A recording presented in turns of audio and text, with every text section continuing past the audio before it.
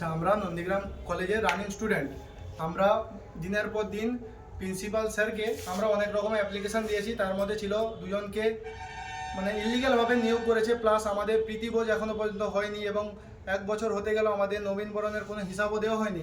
Plus আমরা খেলতে যেতে পারিনি, আমাদের কলেজের স্পোর্টসের এত খারাপ অবস্থা, তাই জন্য আমরা 4-5টা অ্যাপ্লিকেশান করেছিলাম। অনেক দিন হয়ে গেল কিন্তু স্যার এখনও পর্যন্ত কোনো স্টেপ নেয়নি।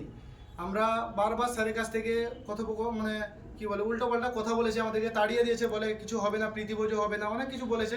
তাই জন্য আমরা আমাদের কী বলবো বর্তমান একটা স্টেপ নিয়েছি। আমরা যতদিন না আমরা ন্যায় পাই এই 4-5টা অ্যাপ্লিকেশানের জন্য, তাই জন্য আমরা কলেজের অফিস রুম বন্ধ রাখলাম।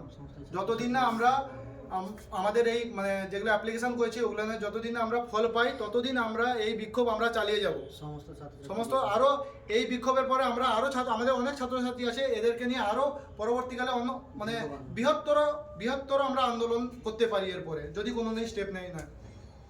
তালাটা দিয়ে দিই।